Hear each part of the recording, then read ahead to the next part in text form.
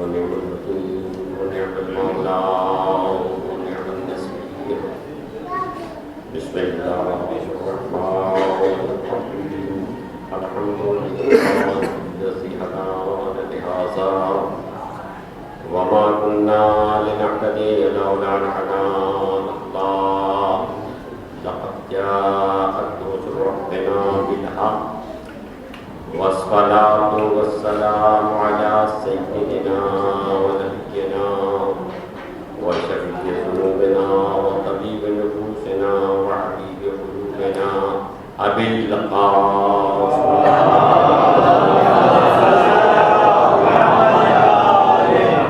وآله الطيبين الطاهرين المعصومين ولعنة الله على أعدائهم أجمعين من ليلنا هذا إلى قيام يوم الدين.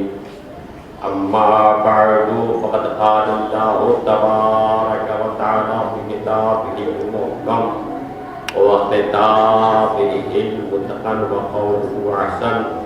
بسم الله الرحمن الرحيم. والذين هم بأماناتهم وعهدهم راعون. صلى الله عليه وسلم.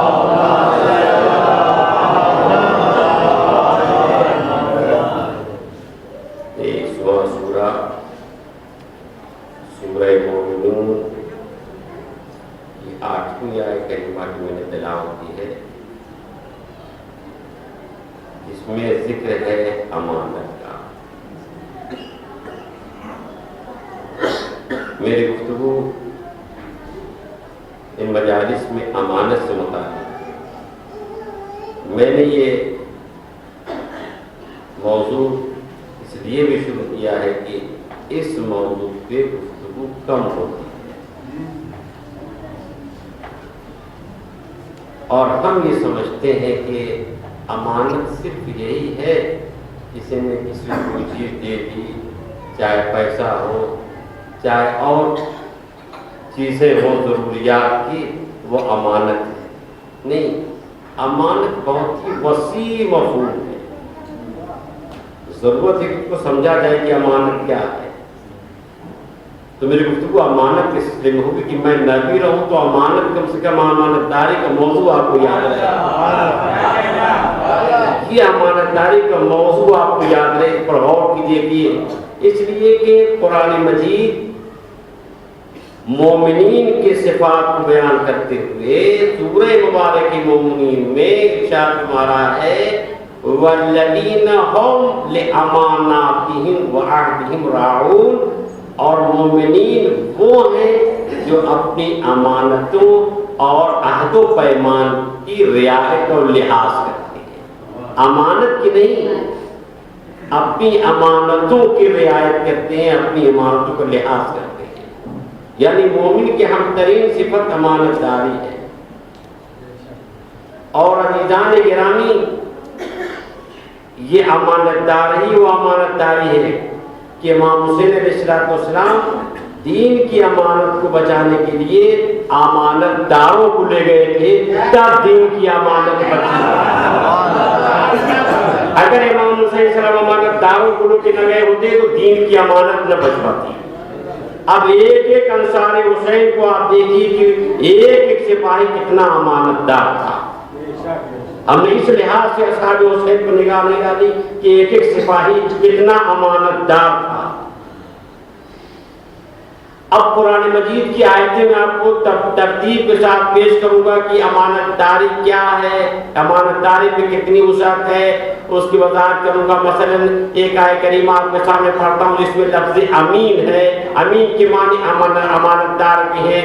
جہاں پر ایک بیٹی اپنے باپ سے کہہ رہی ہے یا ابت استاجر ہو ان خیر من استاجرت القوی الامین. ایک بیٹی اپنے باپ سے کہہ رہی ہے ایک جوان کے سلسلے میں کہ بابا آپ جس کو بھی کام کے لیے رکھیں گے وہ طاقتور بھی ہے اور امانت دار بھی ہے. اب یہ دیکھنا ہے کہ وہ بیٹی یہاں پر امانت کس معنی میں استعمال کر رہی ہے. اور آئیے عزیز مصر عزیز مصر جناب یوسف سے کہتا انک الیوم لدینا مکین امین، آج آپ میرے نزدیک معزز امانت دار ہیں۔ تو عزیز مصر مشرک ہو کر کے جناب یوسف کی امانت داری کا اعلان کیسے کر رہا ہے؟ یہ عزیز مصر امانت دار یوسف کو سمجھ کر کے اسلام قبول کر رہا ہے۔ اس کا مطلب یہ ہوا کہ اسلام نماز سے نہیں، روزے سے نہیں، امانت داری سے قبول کیا جاتا ہے۔ اسی لیے پیغمبر نے اپنے امانت داری کا منوایا لوہا کفار مشرکین سے، نماز کی بنیاد پر نہیں، روزے کی بنیاد پر نہیں، حج کی بنیاد پر نہیں، بلکہ امانت داری کی بنیاد پر، کہ کفار مشرکین نے کلمہ نہیں پڑھا، رسول کو نہیں مانا، لیکن امانت دار مانا۔ دیکھیے آپ امانت داری میں کتنا دم ہے، خدا کی قسم اتنا دم ہے امانت داری میں۔ صلوات پڑھیں محمد والے محمد پہ۔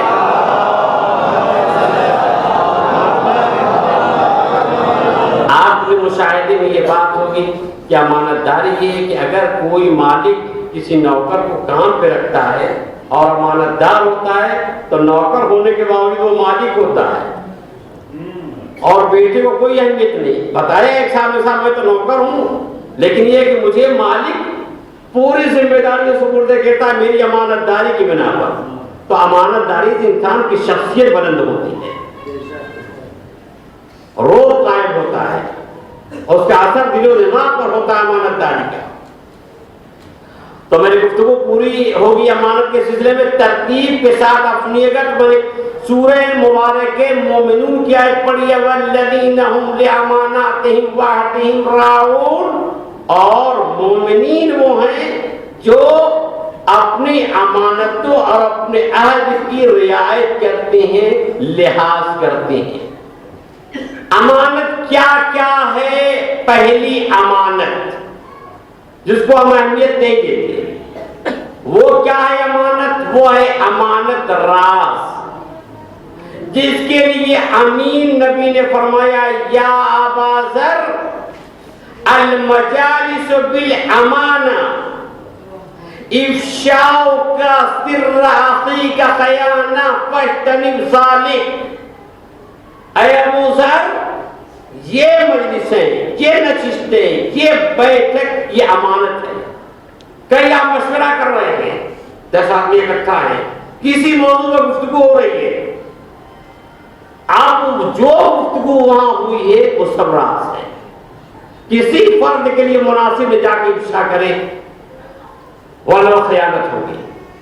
کسی مسئلے پر 10 آدمی 20 آدمی بیٹھے مشورہ کر رہے ہوں، رازدارانہ گفتگو کر رہے ہوں، تو فرماتے ہیں المجالس بالامانت، وہ نشستیں، وہ گفتگو امانت ہے، کسی بھی فرد کے لیے سزاوار نہیں ہے جا کے وہ نشر کرے۔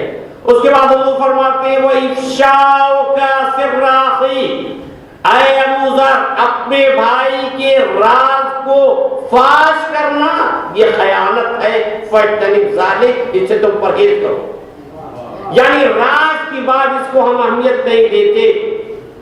اگر ایک باپ جو بیرون ملک رہتا ہے وہ اپنے بیٹے سے کہے کہ بے میرے لال تمہارا چچا مفلوق الحال ہے، پریشان حال ہے، دیکھو اتنی رقم تم اپنے چچا کو دے دینا، لیکن وہ گھر اپنی بیوی کے مزاج کو سمجھتا ہو کہ مگر دیکھو یہ راز کی بات ہے، اپنی ماں سے نہ کہنا۔ لیکن وہ جانتا ہے کہ اگر ماں کو یہ معلوم ہو جائے تو فساد گھر میں، تو راز کی افشا کی اس لیے بھی منع کیا گیا ہے تاکہ معاشرے میں خرابی نہ پیدا ہو، گھر میں اختلافات نہ پیدا ہو۔ اگر باپ بیٹے سے کہے کہ میرے لال اتنی رقم چچا کو دینا لیکن ماں کو نہ بتانا، لیکن میں تمہارے ماں کے مزاج کو جانتا ہوں، برداشت نہیں کر سکتی، تو بیٹے پر واجب ہے کہ اس راز کو راز رکھے۔ اگر وہ نشر کرتا ہے کہ یہ خیانت ہے، کیونکہ ایسے ماحول میں گھر میں فساد بیٹھا ہوگا،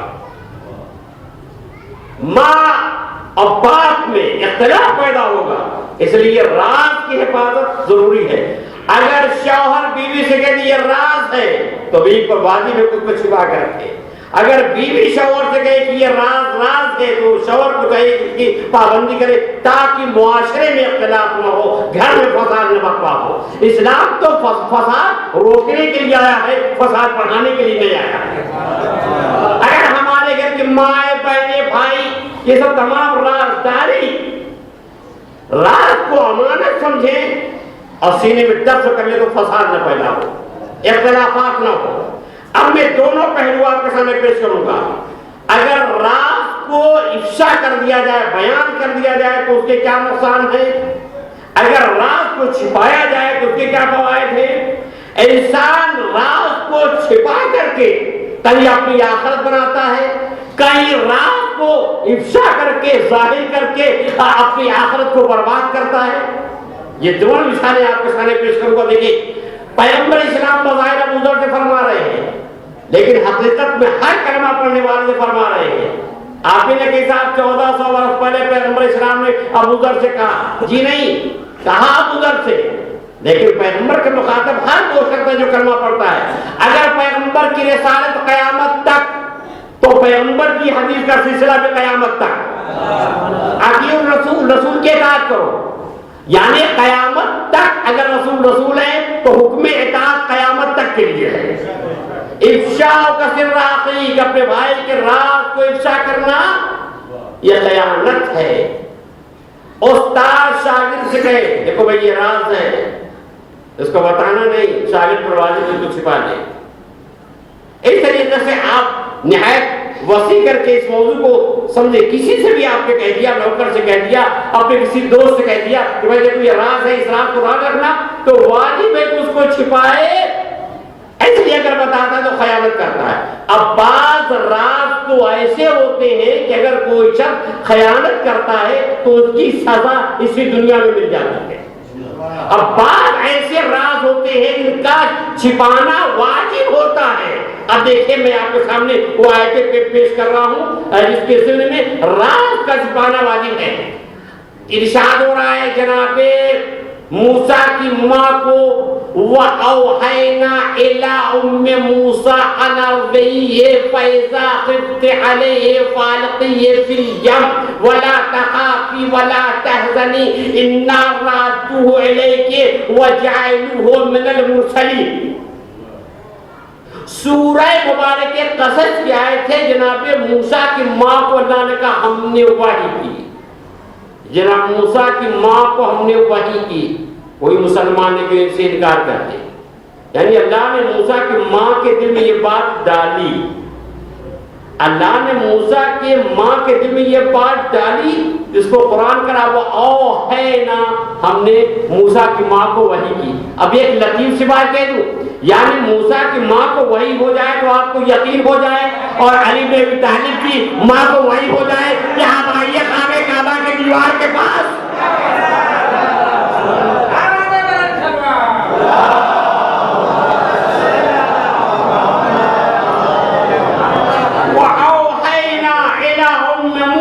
ہم نے جناب موسیٰ کی ماں کو وحی کی۔ کیا وحی کی؟ پہلی وحی ہم نے کی ان ارضعیہ، کہ آپ موسیٰ کو دودھ پلائیے۔ فَإِذَا خِفْتِ عَلَيْهِ، اور جب موسیٰ کے سلسلے میں حکومت کا خوف ہو تو آپ ان کو صندوق برق کے دریا کے حوالے کیجئے، لیکن وَلَا تَخَافِي، حکومت سے ڈریے نہیں، وَلَا تَحْزَنِي، اور نہ حزن کیجئے، إِنَّا رَادُّوهُ إِلَيْكِ، ہم آپ کی طرف اس کو لوٹائیں گے، وَجَعَلُوهُ مِنَ الْمُرْسَلِينَ، ہم اس کے رسول میں سے بنائیں گے۔ ممکن ہے کوئی شخص کہے کہ اس سے امانت کی بات کیسے ثابت ہو رہی؟ دیکھیے امانت کی بات کیسے نکلتی ہے۔ جناب موسیٰ اس دور میں پیدا ہوا جس دور میں کوئی بچہ پیدا ہوتا تو قتل کر دیا جاتا، اس لیے کہ فرعون کے نجوموں نے یہ خبر دی کہ فرعون تیرے سلطنت میں ایک ایسا بچہ پیدا ہوگا جس بچے کے ہاتھوں تیرے حکومت کا خاتمہ ہوگا۔ فرعون نے یہ طے کر لیا کہ آواز سے کوئی بچہ پیدا نہیں ہوگا، پیدا ہوگا تو قتل کر دیا جائے گا۔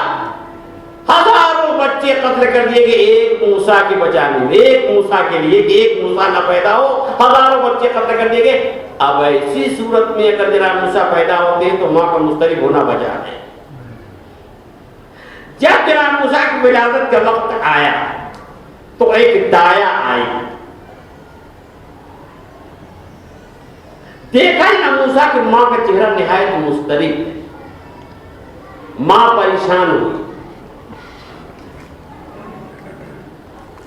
تو وہ دایا کہتی ہے کہ سنیے آپ پریشان نہ ہوئیے، میں اس راز میں خیانت نہیں کروں گی،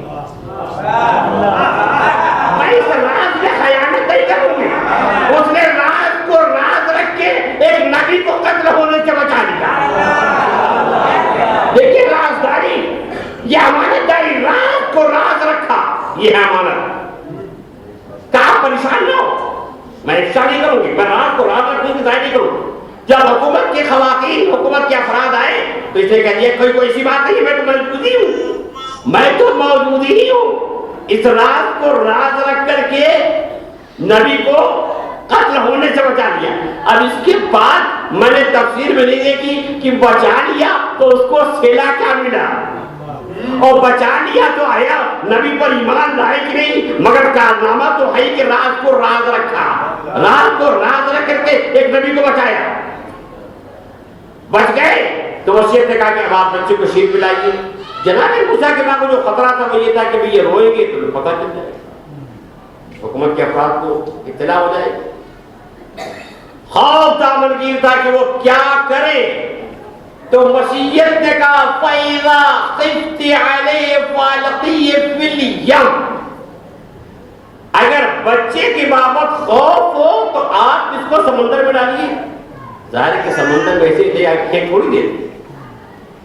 اب قرآن میں کوئی ایسی لفظ نہیں جس سے آپ وہ سمجھے کہ صندوق کا ترجمہ، صندوق کا ترجمہ تو دونوں لفظوں کو دیکھ کے کیا گیا کہ آپ اس کو سمندر میں ڈالیے، یعنی صندوق میں رکھ کر کے سمندر میں ڈالیے۔ اب وہ صندوق ملے کہاں؟ کوئی ظاہر سا بک تو رہی، بکتا تو نہیں تھا کہ جاتی خرید کے لاتی۔ اب فرعون کا چچا زاد بھائی، اس کا نام تھا حزقیل ابن سبور۔ کیا نام تھا؟ حزقیل ابن سبور۔ وہ نجار تھا، پڑھی تھا۔ اس کے پاس جناب موسیٰ کی ماں گئی اور کہا بھائی 5 بالشت کا ایک صندوق بناؤ۔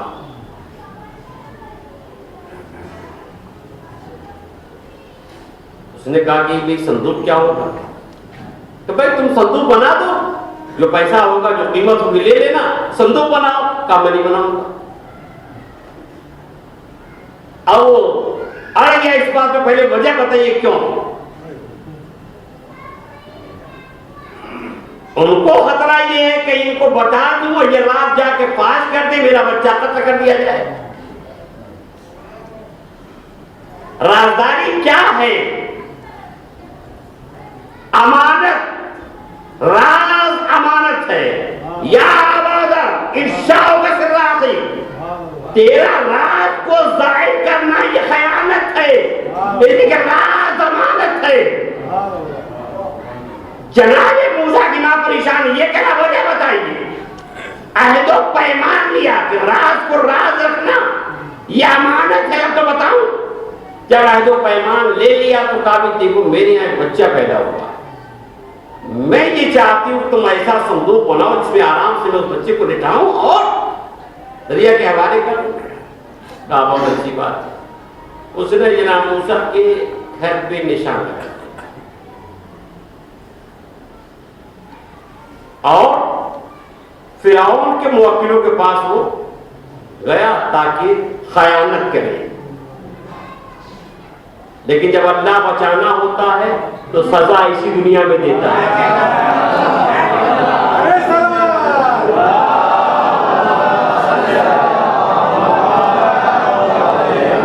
اب جب یہ وہاں پہنچا تو گونگا ہو گیا۔ بہت اشاروں سے سمجھانے کی کوشش کی، موکلوں نے اس کو پاگل سمجھ کے دھکے مار کے کھیت پر بھگا دیا۔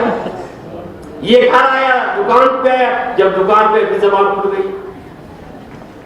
یہ انسان جلدی نہیں سدھرتا، یہ کئی بار جب تک عذاب نہ ہو یہ سمجھ نہیں سکتا۔ اب اس کے بعد یہ وہاں آ گیا تو پھر اس نے ارادہ کیا اب تو زبان کھل گئی، پھر چلو۔ اب جو آیا پھر دوبارہ کہ میں افشا کروں تو اب گونگا بھی ہو گیا، اندھا بھی ہو گیا، آنکھ بھی گئی، جی گونگا ہو گیا، پھر وہاں مار پیٹ کے بھگا دیا گیا۔ علی جا کے گرامی یہ رات کے خیانت چاہتا کہ خیانت کروں اس امانت پہ جو جناب موسیٰ کی ماں نے مجھے سپرد کیا ہے، راز کی امانت۔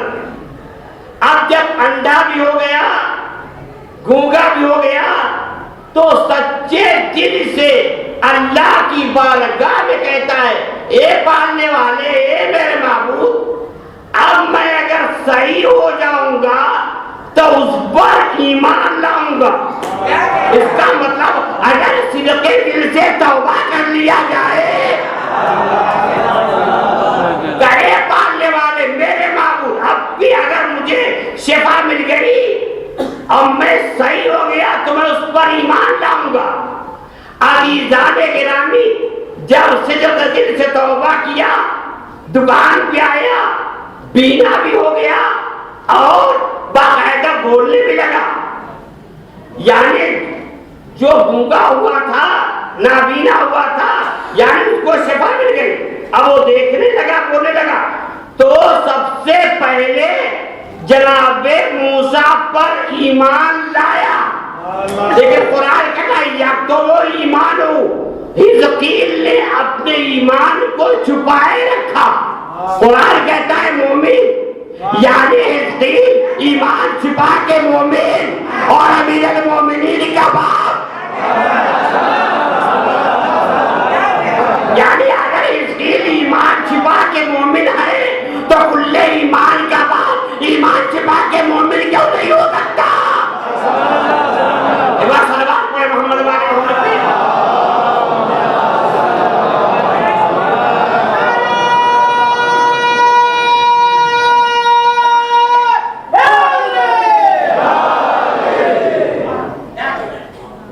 یا تو وہ ایمان قال رجل مومن، یا تو وہ ایمان کو چھپائے دیتا، دیکھا آپ نے راز چاہتا افشا کرے تو مسیحیت نے بولنے کی طاقت، دیکھنے کی طاقت سب کرے، اور سچے دل سے ایمان لایا تو پھر قوتیں لوٹا دی۔ سب سے پہلے وہ ایمان لایا اور اس کیفیت کو جا کر کے جناب موسیٰ کی ماں کو بیان کیا، اور وہ سمجھ گیا کہ یہ وہی بچہ ہے جس کی نجومیوں نے خبر دی ہے۔ دیکھا آپ نے، یہ راز افشاء کا سر اخیر، بھائی کے راز کو ظاہر کرنا، یہ ہے خیانت۔ آج کی مجلس صرف رازداری کے اوپر، یہ امانت ہے۔ دیکھیے کیسے کیسے رازدار گزرے، کیسے کیسے اس امانت کو اپنے سینے میں چھپا کر رکھ کر کے موت کو آغوش میں، موت کی آغوش میں جا پہنچے، لیکن راز کو راز رکھا۔ معلّہ ابن خنیس چھٹے امام کے اصحاب میں سے،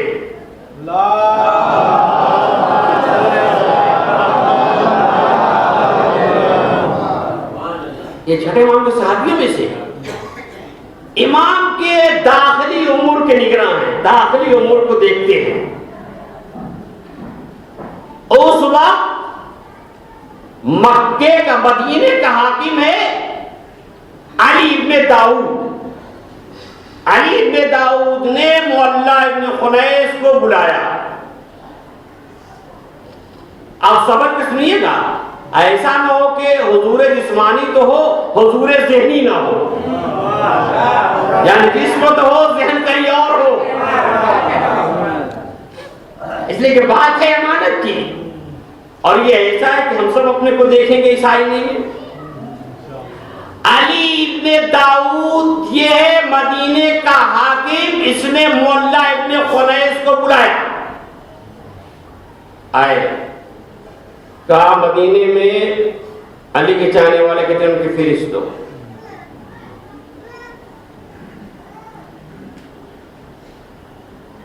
جلاد سامنے کھڑا ہے، کہا دو فہرست، کتنے ہیں علی بن طالب چاہنے والے، کتنے ہیں یہاں؟ مولا کہتے ہیں مجھے کیا سروکار، مجھ سے کیا سروکار ہے؟ تو سنو، اگر نہیں دو گے بتاؤ گے، فہرست نہیں دو گے تو تمہیں قتل کر دوں گا میں، تو میں قتل کرا دوں گا. کہ مجھے ڈراتے ہو؟ دیکھیے محبت علی کا خون نگوں میں کیسے دوڑ رہا ہے. اب مولا ابن خنیس کہتے ہیں سن، اگر علی بن ابی طالب کے چاہنے والے میرے قدموں کے نیچے ہوں اور تو کہے کہ قدم اٹھا، تو میں قدم نہیں اٹھا سکتا، کیونکہ ان کی جان عزیز ہے. میں خیانت نہیں کر سکتا. ایک کوئی پہلے بیت کے لیے یہ جائز نہیں ہے کہ خیانت کر کے مولا کے چاہنے والوں کو قتل کرا دے. ان کی جان عزیز ہے. کیا میں یہ کام نہیں کر سکتا؟ میرا خیال تھوڑا سا اور آپ آگے آ جائیں تاکہ جو پیچھے آ رہے ہیں ان کو زحمت نہ آئے.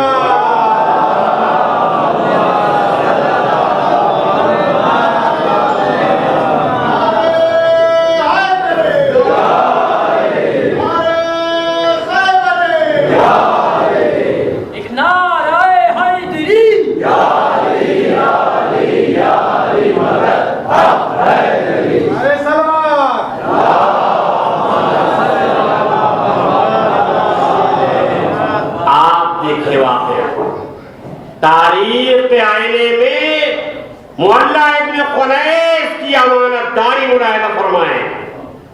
کہتے میں فہرست نہیں دے سکتا، یہ راز ہے، میں افشا نہیں کر سکتا. کہا تو قتل کے لیے آمادہ ہو جاؤ. کہا بالکل تیار ہو قتل کے لیے، مگر میرے پاس اہل مدینہ کی امانتیں ہیں. وہ مال، کنیز، مکانات، اس طرح کی امانتیں میرے پاس ہیں. مجھے اجازت دے تاکہ میں جاؤں اور امانتیں واپس کر کے آؤں. غور کر رہے ہیں آپ؟ تو یہ دو امانتیں ادا کر رہے ہیں. راز کی امانت ہی پوری کر رہے ہیں، وہ ادائے بھی. اب دیکھیے آیت پڑھتا ہوں، وَالَّذِينَ هُمْ لِأَمَانَاتِهِمْ وَعَهْدِهِمْ رَاعُونَ. مومن وہ ہے جو اپنے امانتوں کی اور عہدوں کی رعایت کرتے.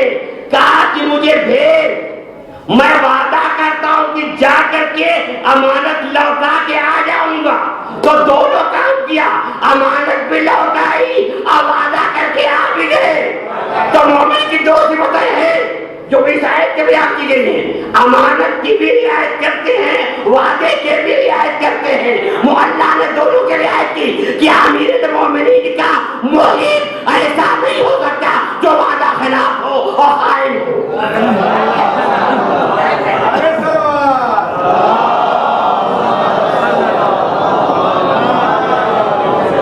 مولا ابن خنیس بازار میں آ گئے اور بازار میں آنے کے بعد کہتے ہیں ایھا الناس، اے لوگو.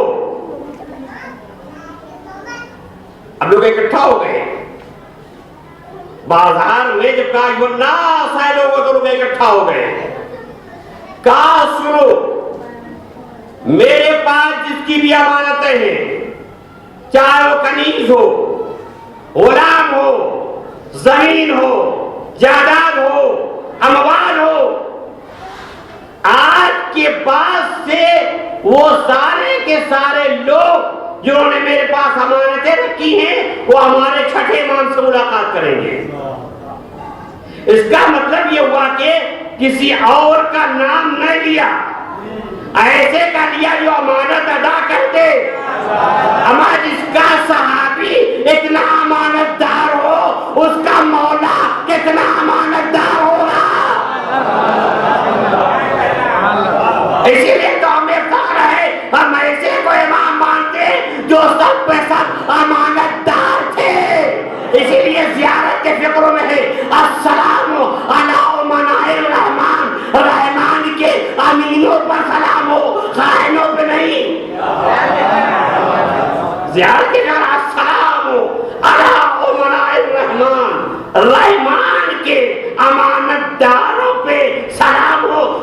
بتائے کہ رحمان کے امانت دار کون ہے؟ میں بتاؤں کون امانت دار ہے؟ امانت دار وہ ہے رحمان کا، جو اس کے سر پہ ضربت لگتی ہے تو آواز دے کے فوزتو میں رب کعبہ کے قسم میں کامیاب جا رہا ہوں، یعنی امانت داری کا حق ادا کر کے جا رہا ہوں، چاہے کام کی امانت ہو، مال کی امانت ہو، راز کی امانت ہو، کوئی امانت کسر نہیں رکھی ہے، امانت ادا کر کے جا رہا ہوں۔ امانت داری کی میں وضاحت کروں گا کیسی کیسی امانتیں ہیں۔ احکام کی امانت، مال کی امانت، فرائض کی امانت، خود اہل بیت امانت۔ جب امانت کی توضیح ہوگی تو آپ کا ذہن کھلے گا کہ امانت میں کتنی وسعت ہے۔ کہتے آج کے بعد سے جس کے پاس بھی میرا مال ہے، جس کا میرے پاس مال ہے کسی قسم کا ہو، وہ آج کے بعد سے میرے مولا آقا سے لے لیں۔ اس کے بعد آگئے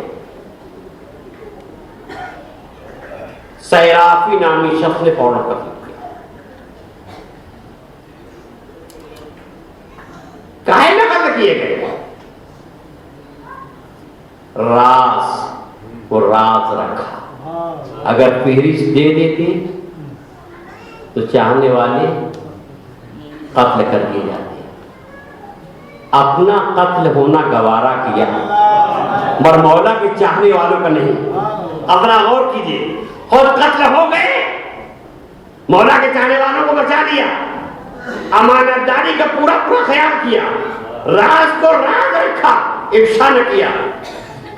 اب مثلا فرض کیجئے کہ 100 تھے مولا کے چاہنے والے، مثلا مثال تو 100 تھے، 100 نہیں بچا لیا مولا ابن خنیس نے، فہرست نہیں دی۔ اب یہ آثار ہے، اللہ عمل بھی لکھتا ہے، آثار بھی لکھتا ہے۔ جیسے میں نے مجلس پڑھی، یہ عمل ہے، اب مجلس سن کے کوئی امانت دار ہو گیا، یہ آثار ہے۔ اب میں نے مجلس پڑھی تو اللہ ثواب لکھے ہی گا، اور میری مجلس سے متاثر ہو کوئی امانت دار ہو گیا تو اس کا بھی ثواب میرے حق میں۔ تو اس کا مطلب یہ ہوا، دیکھیے اللہ عمل بھی لکھتا ہے، آثار عمل بھی لکھتا ہے۔ اللہ نے جو عمل کیا اس کا بھی ثواب، اور جس کو بچایا وہ جو عمل کرتے رہیں گے اس کا بھی ثواب۔ اللہ آثار بھی لکھتا ہے، عمل کا بھی ثواب لکھتا ہے۔ ایک شخص امام بارگاہ تعمیر کرا دیا، مسجد بنا دیا، تو یہ عمل ہے، اور جو نمازیں پڑھ رہے ہیں وہ آثار ہیں، تو اللہ اس کو بھی لکھتا ہے، آثار کو بھی لکھتا ہے۔ ایک بار صلوات پڑھیں محمد والے۔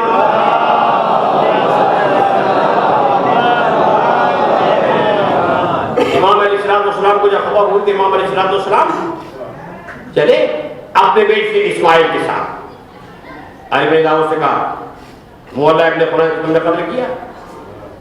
کہا سیرافی نے قتل کیا۔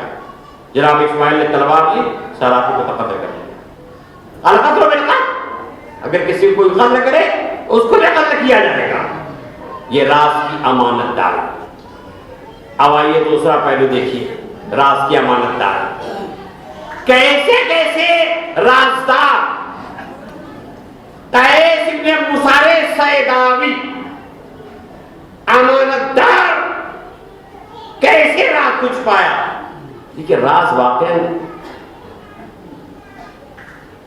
شیطان کہتا بتا دو، نفس کہتا بتا دو، یعنی راز کو چھپانا بھی جہاد ہے، آسان نہیں، اور بڑا جہاد ہے جی۔ اور بتانے والا کہتا ہے ایسا ہے کہ میں آپ سے کہہ رہا ہوں بہت کس سے کہیے گا مت، بتانے والے نے بتایا کہ کس سے کہیے گا نہیں، میں آپ آمین سمجھ کے کہہ رہا ہوں کہیے گا نہیں، یہی غلط آپ کر رہے ہیں۔ حضرت فرماتے ہیں کلو سر جاوز الاثنین شاہ، کلو سر جاوز الاثنین شاہ، ہر وہ راز جو 2 سے آگے بڑھا۔ حضرت فرماتے اور وہ راز جو 2 سے آگے بڑھا وہ شائع ہو گیا. دیکھیے راز کو راز رکھیے، یہ خیانت ہے. قیس ابن مصر سیداوی امام علیہ السلام کے قاصد ہے.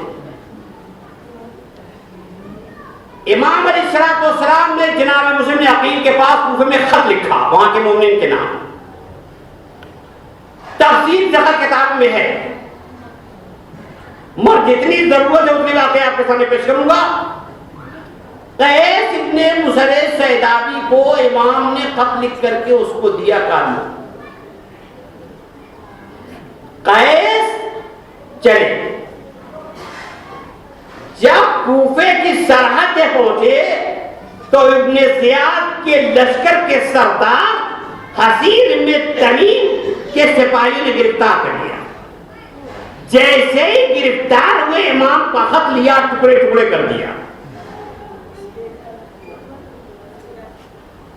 قیس ابن سیداوی نے ٹکڑے ٹکڑے خط کر دیا. اور ابن زیاد کے پاس ان کو لایا گیا تو کہا وہ خط لاؤ. کہا میں نے تو پھاڑ دیا. کیا کیوں پھاڑا؟ کہا اس لیے کیا کہ وہ راز تھا. میں نے نہیں چاہا کہ وہ امام کا راز تجھ پر آیا ہو. میں کہتا ہوں کہ امام اگر کسی کو قاصد بنا کے بھیجے، وہ قاصد اتنا امانت دار ہو کہ خط کو ٹکڑے ٹکڑے کر دے تاکہ امام کے راز پر دشمن مطلع نہ ہو. ایک قاصد اتنا امانت دار ہو تو امام وقت جس کو اپنا نمائندہ سفیر بنا کے بھیجیں گے وہ کتنا امانت دار ہوگا. سرسری طور پہ مسلم عقیل کے سلسلے میں گفتگو کی جاتی ہے. جی نہیں، امام علیہ السلام نے امانت داری پر میزان پر پورا پایا مسلم عقیل کو، تب اپنا سفیر بنایا. چونکہ امام خود امین ہوتا ہے، جب امین کسی کو اپنا نمائندہ بنائے گا تو وہ بھی امین ہوگا. ممکن ہے کوئی شخص کے ساتھ کوئی دلیل. امام علیہ السلام نے جب مسلم عقیل کو بھیجا ہے کوفے تو حضرت نے فرمایا انی باعث الیکم اخی و ابن امی مسلم عقیل ثقتی من اہل بیتی. میں تمہاری طرف بھیج رہا ہوں اپنے بھائی کو. امام کسی کو بھائی کہہ دی تو بہت بڑا شرف ہے. جی آخی میں اپنے بھائی کو، میرا بھائی اپنے بھائی کو میں بھیج رہا ہوں. یہ آخی ویسے ہی استعمال ہے جیسے رسول اسلام نے کہا یا علی انت آخی فی دنیا والآخرہ. علی تم میرے بھائی ہو دنیا و آخرت میں. یا جیسے جناب موسیٰ نے کہا وَاجْعَلْ لِي وَزِيرًا مِنْ أَهْلِي ہارون آخی، اے اللہ میرا وزیر بنا ہارون آخی، میرے بھائی ہارون کو. تو امام حسین صلی اللہ علیہ وسلم نے جو مسلم عقیل کو آخی کہا وہ ایسے ہی آخی کہا جیسے رسول اسلام نے مولائے کائنات کو، یا جیسے جناب موسیٰ نے ہارون کو آخی کہا. اور اس کے کہا کرتے ہیں مسلم عقیل اپنے امی چچا کے بیٹے نامی مسلم عقیل وَثِقَتِي مِنْ أَهْلِ بَيْتِ، میرے اہل بیت میں یہ معتمد ہیں. ثقتی کے معنی معتمد، قابل بھروسہ. جب تک انسان امانت دار نہیں ہوگا معتمد نہیں ہوگا. معتمد بننے کے لیے امانت دار ہونا ضروری ہے. امام بیت ذکرہ وثقتی من اہل بیتی، میرے اہل بیت سے معتمد ہیں، قابل بھروسہ ہے، میں اس کو بھیج رہا ہوں. امانت داری پہ پورے مسلم عقیل اترے. آگے کوفے میں جناب مختار کے قیام میں اور 18,000 افراد نے بیعت کر لی. غور سے عزیزان گرامی سنیے گا, 18,000 افراد نے جناب مسلم کے ہاتھوں پر بیعت کر لی. وہ بیعت جناب مسلم کی نہیں تھی بلکہ مولا حسین کی تھی. لیکن جب سفیر بنا کے بھیجا, نمائندہ بنا کے بھیجا, تو ان کی بیعت ان کی بیعت اور ان کی مخالفت ان کی مخالفت. 18,000 افراد نے بیعت کی. اور پر روایت, ایک روایت کے اعتبار سے 12,000 افراد نے بیعت کی. اب جناب اس میں لکھ دیا, مولا نے خود لکھ دیا کہ مولا تشریف لائیے. 18,000 افراد مولا تشریف لائیے. آج ابن زیاد آ گیا کوفے میں, نعمان ابن بشیر اس وقت حاکم تھا. حالات جب بدلے 18,000 افراد نے مسلم کا بیعت کر لیا, حالات جب بدلے تو یزیدی افراد نے یزید کے پاس خط لکھ دیا کہ حالات بدل گئے. چنانچہ اس نے نعمان ابن بشیر کو وہاں پہ معطل کیا. ابن زیاد کو بھیجا. ابن زیاد ڈرامائی انداز سے آئے کوفے میں, اور حالات اتنے ابتر ہو گئے, اتنے ابتر ہو گئے کہ جب جناب مسلم نے آخری نماز پڑھائی تو 30 آدمی تھے, نماز تمام ہوتے ہوتے سب غائب ہو گئے. سوال یہ ہے کہ 18,000 افراد کون تھے؟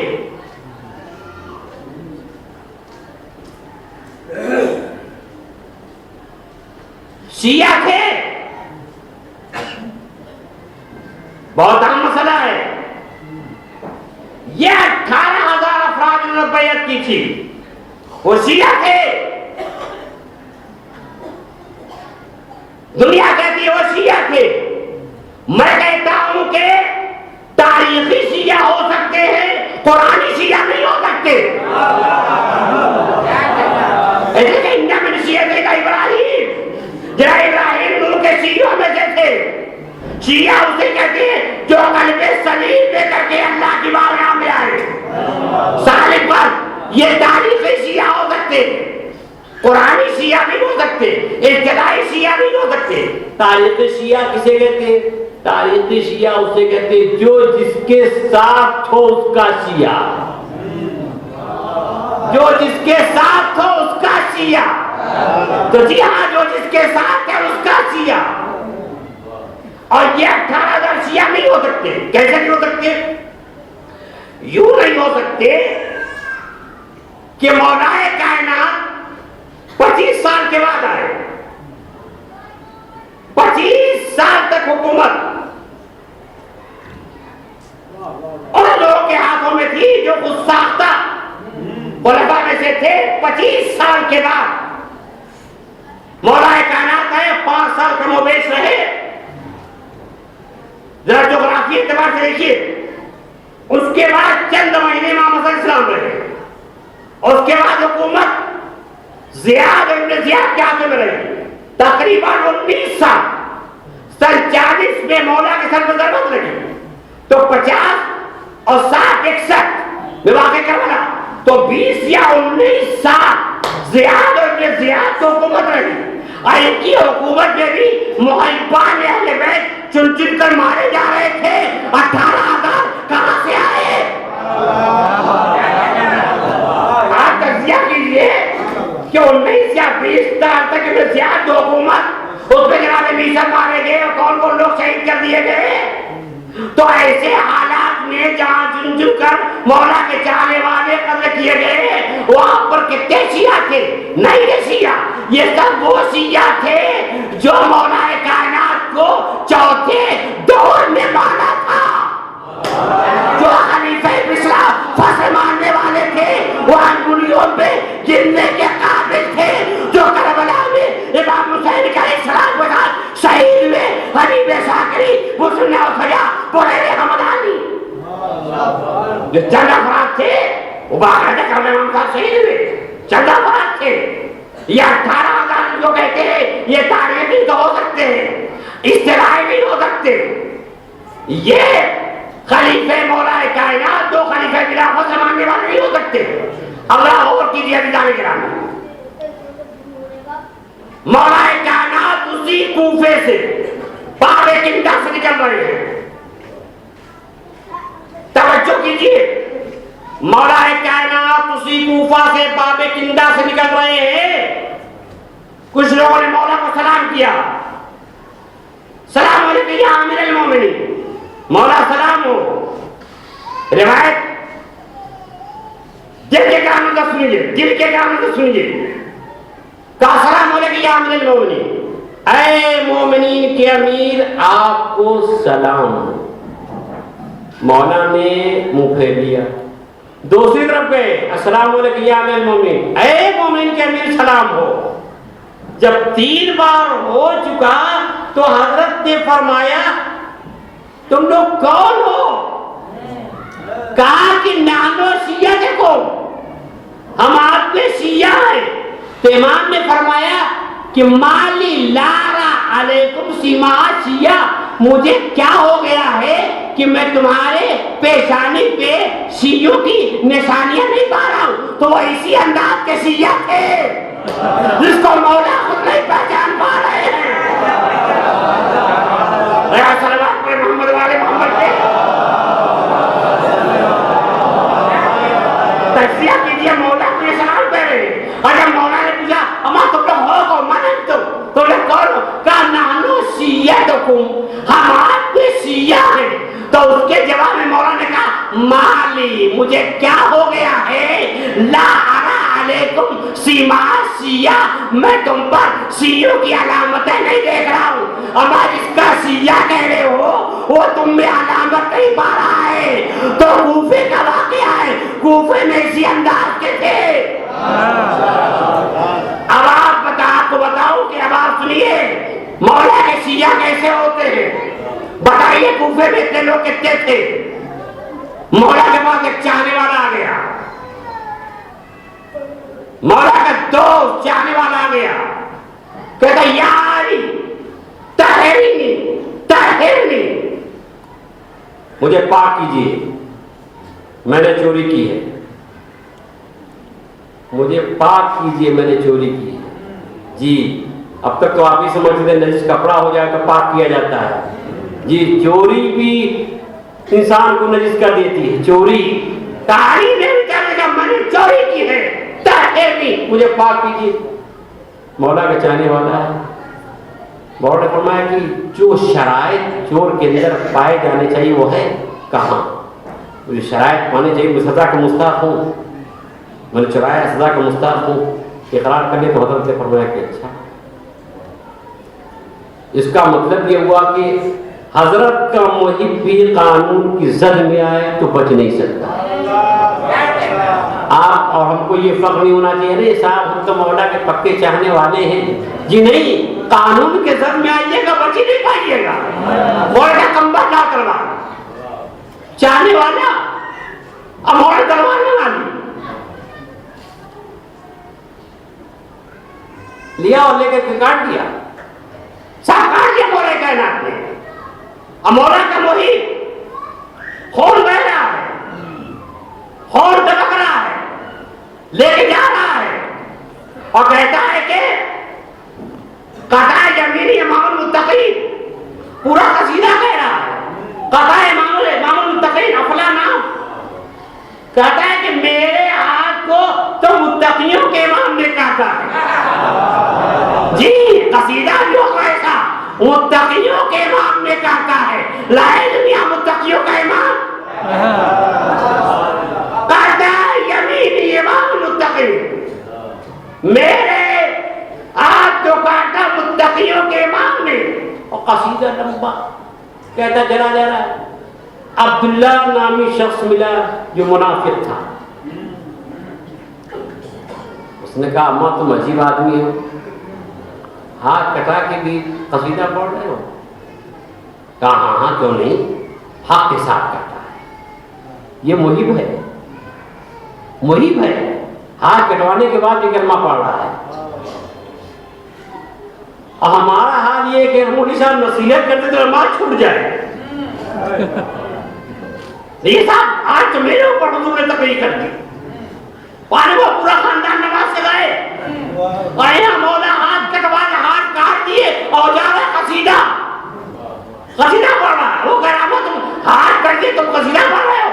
کہا جی ہاں وہ مجھے فخر ہے کہ متقیوں کے امام نے کاٹا ہے. اب اس کے بعد وہ عبداللہ نامی شخص آیا مولا کے پاس. کہا یا علی آپ کے چاہنے والے بھی عجیب ہیں. کہا کیا ہوا؟ کہا کہ آپ نے افلا کے ہاتھ کاٹ دیے اور دیکھ رہا ہوں کہ وہ قصیدہ پڑھتے آپ کو جا رہا ہے. بس اب آپ دیکھیں امام نے کیا فرمایا. عبداللہ اِنَّا مُحِبِّينَ لَوْ قَطَّعْنَاهُ عِرْبًا عِرْبًا فَمَا ازْدَادُوا إِلَّا حُبًّا. اے عبداللہ سن، میرے چاہنے والے ایسے ہیں کہ اگر میں ان کے تلوار کے ٹکڑے ٹکڑے کر ڈالوں تو جتنا ٹکڑے ٹکڑے کروں گا میری محبت میں اضافہ ہوتا جائے گا. جتنا میں ٹکڑے ٹکڑے کروں گا میری محبت میں اضافہ ہوتا جائے گا. اور میرے دشمن مجھ سے دکھ رکھنے والے میرے منافق ایسے ہیں کہ اگر میں ان کو مرکب غذائیں کھلاؤں تب بھی میری دشمنی سے باز نہیں آ سکتے.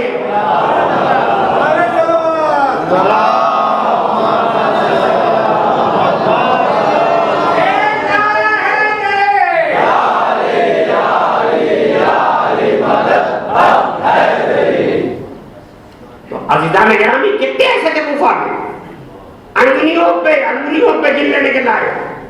یہ صفائی افراد تھے جنہوں نے جناب مسلم صاحب بے وفائی کی. اب عزیزان گرامی اب وہ حالت ہے جناب مسلم شہر کوفہ میں یکتا ہے تمام مسجد سے نکلے ہیں. جب انسان راز فاش کرتا ہے تو اس کی کیا نتائج ہوتی ہے وہ سنیے. ایک گھر کے پاس ایک خاتون کھڑی تھی. اس گھر کے پاس اپنے گھر کے پاس وہاں جناب مسلم کھڑے تھے. اس کا نام ہے توا. توا سے کہا کہ میں بہت پیاسا ہوں مجھے پانی. پانی مانگنا عزت نفس کے خلاف نہیں ہے لیکن کھانا مانگنا عزت نفس کے خلاف ہے. دیکھیے کربلا میں پانی کا سوال ہوا ہے اور آپ کہیں نہیں دکھا سکتے کسی بچے نے کھانا مانگا ہو. لیکن کھانا مانگنا عزت نفس کے خلاف ہے لیکن کوئی آدمی جسے پانی مانگا میں پانی پلاؤ یہ عزت نفس کے خلاف نہیں ہے. جب اس کا پانی خیر وہ کوفہ تھا کربلا نہیں. اور وہ گئی خاتون پانی لے کر کے آئے. سفیر حسین سید جلیل مسلم نے اپنے پانی نوش کیا. بیٹھ گئے. اس خاتون نے کہا کہ یہ شہر کوفہ بہت برا شوق ہے آپ یہاں سے چلے جائیں. بہت حسرت و یاد سے جناب مسلم نے کہا جس کا کوئی گھر نہ ہو جو غریب الوطن ہو جو عالم مسافرت میں ہو عالم غربت میں ہو وہ کہاں جائے. سید جلیل جناب مسلم یعقوب کہتے ہیں کیا ہو سکتا ہے کہ آج تو مجھے اپنا مہمان بنا لے شاید میں اس کا کچھ اجر و جزا دے سکوں. وہ خاتون کہتی ہے کہ آپ کون ہیں؟ آپ نے فرمایا میں سفیر حسین مسلم یقین اور تڑپ ہوئی. آپ ہی مسلم یقین نے کہا عزت و احترام کے ساتھ اپنے گھر میں لائے. بیٹا جس کا نام بلال ہے وہ ماں توا اپنے بیٹے کا انتظار کر رہی تھی. رات دیر سے آیا. اس لڑکے نے دیکھا کہ بار بار میری ماں یہ کھجری میں آ جا رہی ہے. اسے پوچھا بتاؤ کون ہے. ماں نے عہد و پیمان دیا. کہا بیٹا دیکھو راز کی بات ہے یہ بیٹا اس راز کو راز رکھنا. میرے یہاں اہل بیت رسالت کی ایک فرق، اہل بیت رسالت کی ایک فرق، سفیر حسین مسلم نے عقیل ہے، یہ بیٹا دیکھو اس راز میں خیانت نہ کرنا، صبح ہوئی یہ بلال سب سے پہلے محمد ابن اشعث کے لڑکے سے دوستی تھی، اس نے جا کر کے محمد ابن اشعث کے لڑکے سے کہا، محمد ابن اشعث کے لڑکے نے اپنے باپ سے کہا، محمد ابن اشعث نے جا کے ابن زیاد سے کہا، لیکن راز فاش ہوا، خیانت کی، 1000 کی فوج محمد ابن اشعث کی سرکردگی میں طوا کے گھر بھیج دی گئی، اس نے راز افشا کر کے اپنی دنیا بنائی، عقبہ بگاڑا، اور قیس ابن مسر سیداوی نے شہادت پیش کر دی، امام حسین اسلام کا قاصد، خط کو ٹکڑے ٹکڑے کر دیا، ابن زیاد نے قتل کرا دیا، شہید ہو گئے، اس نے اپنی آخرت بجائی، اس نے قیس ابن مسر سیداوی نے راز کو راز رکھ کر کے اپنی آخرت بنائی، اس نے راز افشا کر کے اپنی آخرت بگاڑی، ارباب راز کا ظاہر ہونا تھا، فوج پہنچ گئے، مسلم نے عقیل نے کہا کہ اب یہ غیرت کے خلاف ہے، غیرت ہاشمی کے خلاف ہے کہ میں گھر میں رہوں اور فوج یہ غیر خاتون کے گھر میں داخل ہو جائے، اسلحہ لیا، زرہ پہنی، تلوار لیے باہر آ گئے، جنگ شروع کر دی، بہت سے کو قتل کیا، فوج کی کمی ہوئی، دوبارہ فوج بلائی گئی، کربلا کے شہیدوں میں جناب مسلم میں بڑا فرق ہے، یقیناً کربلا میں تیروں کی بارش تھی، نیزے مارے جا رہے تھے، تلواروں سے وار کیا جا رہا تھا، لیکن آپ کو یہ کہیں نہیں ملے گا کسی شہید پر آگ بھی برسائی جا رہی ہے، لیکن اللہ نے سید جلیل مسلم عقیل کے اوپر سے مشلوں میں آگ رکھ کر کے پھینکی جا رہی تھی، خدا آپ کی آوازوں پہ رحمت نازل فرمائے، غریب الوطن کا ماتم ہو جائے۔ اس شیر کو فوج نے کیسے گرفتار کیا؟ آگے گڈھا کھود دیا، خش و خاصات سے پر کر دیا، جوش شجاعت میں جب جناب مسلم آگے بڑھے اس گڈھے میں گر گئے اور وہاں فوج نے گرفتار کر دیا، گرفتار ہو کر کے جناب مسلم لائے گئے ابن زیاد کے دربار میں، پانی رکھے ہوئے تھے، کہتے ہیں کہ مجھے پانی پلا دیا جائے، اور پانی پیش کیا گیا، چاہتے پانی پی لیں، لیکن دہن سے خون اتنا بہا کہ پانی رنگین ہو گیا، پھینک دیا، دوبارہ پانی لایا گیا تو دانت ٹوٹ کر کے پانی میں گر گیا، جناب مسلم کہتے ہیں کہ اب میری قسمت سے پانی اٹھ گیا، میں کہوں گا سید جلیل اگر آپ پانی پی لیتے تو کربلا کے شہیدوں میں مشابہت کیسی ہوتی، اب پانی نہ پی کر کے کربلا کے شہیدوں کے برابر ہو گئے، ارے آپ کوئی پانی، آپ نے پانی نہیں پیا، کربلا کے شہید بھی پیادے شہید کر دیے گئے، اجرکم اللہ۔ ابن زیاد کے دربار میں حاضر کیے گئے، حاکم کہتا ہے کہ آپ کو قتل ہونا، جلاد آگے بڑھا، عزیزان گرامی امانت داری پہچانی، میں اسی پر بات کو تمام کروں گا۔ حاکم کہتا ہے کچھ وصیتیں ہیں، کہا میں وصیت کرنا چاہتا ہوں، جناب اس نے ایک تائرہ نگاہ ڈالی، عمر ابن سعد پر نگاہ پڑی جو بہت دور کا رشتہ دار ہوتا تھا، کہا کہ میں تم سے کچھ وصیت کرنا چاہتا ہوں، وہ بچنا چاہتا تھا، ابن زیاد نے کہا جا کے سن لو، تو کہنے پہ آیا، ایک گوشے میں جناب مسلم لے کر کے اس کو آئے اور کہا کہ یہ راز ہے، یہ وصیت راز ہے، اس کو راز سمجھنا۔ میں نے زحمت تمام کر دی، اسی امانت کو سمجھ لی۔ کہا دیکھو یہ راز امانت سمجھنا، پہلی میری وصیت، عزیزان کرام غور کیجیے گا، سب بھول جائیے گا، جناب مسلم کی اس وصیت کو یاد رکھیے گا۔ کہا پہلی وصیت یہ ہے کہ میں کوفے میں 700 درہم کا قرض دار ہوں، میری زرہ بیچ کر کے میرا قرضہ ادا کیا جائے۔ میں کہوں گا کہ اے سفیر حسینی، چاہے آپ کی وصیت پر عمل کیا گیا ہو یا نہ کیا گیا ہو، آپ نے وصیت کر کے اپنی امانت داری کا ثبوت پیش کر دیا کہ وہ قرضہ امانت ہے، میری زرہ بیچ کر کے اس امانت کو ادا کیا جائے۔ آپ مولا نے جو لکھا تھا سیغتی من اہل بیتی میرا معتمد ہے، آپ کی اس وصیت سے آپ کی امانت داری ثابت ہے،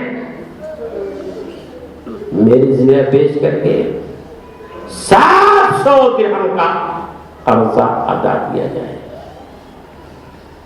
اور دیکھو بطور راز سمجھنا، دوسری وصیت یہ ہے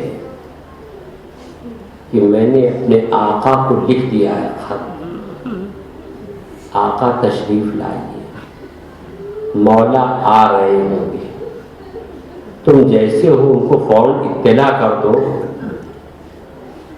کہ مولا اب ادھر کا رخ نہ کریں، کوفیوں نے میرے ساتھ بے وفائی کی ہے۔ اور تیسری وصیت یہ ہے، جب میں شہید کر دیا جاؤں تو میری لاش ابن زیاد سے لے کر اسے دفن کر دینا۔ عمر صاحب نے جیسے یہ باتیں سنی فوراً آ کر کے ابن زیاد سے بیان کیا۔ ابن زیاد جیسا خبیث النفس، اس نے بھی یہ کہا ما خانک الامین، اے مسلم آپ کے ساتھ اس نے خیانت کی، امین آپ کو خیانت نہیں کرتا، مگر آپ نے ایسے کو امین بنایا جو خود امانت دار نہیں تھا، یعنی خبیث النفس ہونے کے باوجود بھی اس نے اس بات کو برا مانا۔ جناب مسلم وصیت کر کے اپنی امانت داری کا اعلان کر دیا اور شہادت کو گلے لگا دیا، شہید کر دیے گئے۔ بڑی دردناک شہادت ہوئی ہے۔ محل کے بلندی پہ سر قلم ہوا اور لاش وہاں سے زمین پہ پھینک دی گئی اور سفیر حسینی کی لاش سڑکوں کے گھسیٹی جا رہی تھی۔ امام راستے میں ہیں، دو شخص کوفے کی نظر آئے، امام نے چاہا کہ وہ قریب آئے تو پوچھے، مگر ان لوگوں نے جب دیکھا کہ کوئی قافلہ آ رہا تو راستہ بدل دیا۔ امام کے صحابیوں نے اس بات کو بھانپ دیا کہ دو آدمی آ رہے ہیں، وہ جلدی سے گئے اور جا کر کے ان سے پوچھا کہ کوفے کے کچھ حالات تم بتاؤ گے؟ کہا خدا کی قسم جب میں چلا تھا تو میری نگاہوں کے سامنے دو لاشیں سڑک پہ گھسیٹی جا رہی تھی، ایک مسلم نے عقیل کی، دوسرے جناب ہانی کی، میں نے خود اپنی آنکھوں سے سڑک پہ گھسیٹتے ہوئے دیکھا ہے۔ یہ خبر لے کر کے وہ آئے، وہ دونوں سارے امام سے پوچھتے ہیں کہ مولا ہم خبر لائے ہیں، تنہائی میں بتائیں یا یہی بتائیں سب کے سامنے؟ امام نے موجودہ افراد پر نگاہ ڈالی، کہا کوئی حرج نہیں ہے، بتاؤ۔ جیسے جناب مسلم کی شہادت کی خبر سنی، امام تڑپ گئے، بس میں نے مجلس تمام کر دی۔ بس 2 فقرے کی زحمت، 2 فقرے کی زحمت۔ جیسے ہی امام نے یہ سنا میرا بھائی شہید کر دیا گیا تو امام علی مقام خیمے میں آئے اور بہن سے کہتے ہیں بہن زینب جناب ذرا مسلم کی بیٹی رقیہ کو میرے پاس بلاؤ۔ جب رقیہ آئی ہے تو امام نے ان کے سر پہ ہاتھ پھیرا، جیسے رقیہ کے سر پہ ہاتھ پھیرا وہ بچی پریشان ہو گئی، کہا چچا آپ یہ بتاؤ میرے ساتھ تو ایسا ہے جیسے میں یتیم ہو گئی، ایک چچا یہ بتائیے کیا میرے بابا کی خیر ہے؟ امام طرف گئے، کہتے ہیں بیٹی تیرا بابا عالم غربت سے مارا گیا، یہ بیٹی رقیہ تم یتیم ہو گئی۔ امام نے فرمایا بہن سے، اے بہن زینب کسی نے سکینہ کو گوشوارے دیے تھے، وہ لاؤ گوشوارے مجھے دے دو۔ بہن نے گوشوارے دیے، امام نے اپنے ہاتھوں سے رقیہ کو پہنا دیا۔ اے مولا آپ نے یتیم کا بڑا خیال کیا، گوشوارے پہنائے۔ اے مولا ارے کون تھا کربلا میں جو آپ کی شہادت کے بعد سکینہ کے گھر پہ ہاتھ پھیرتا؟ ارے گوشوارے نہ پہناتا تو کب تک گوشوارے نہ چھینتا؟ آئے گوشوارے چھینے گئے، تماچے لگائے گئے۔ ارے جب جناب سکینہ کے رخسار پہ تماچے لگتے تھے تو بچی فوراً فرات کا رخ کر کے آواز دی گئی، ارے چچا، ارے چچا کاؤ، شہر تماچے لگا رہا ہے، تازیہ میں لگا رہا ہے۔ نا للہ و انا الیہ راجعون۔ رضا بقضاء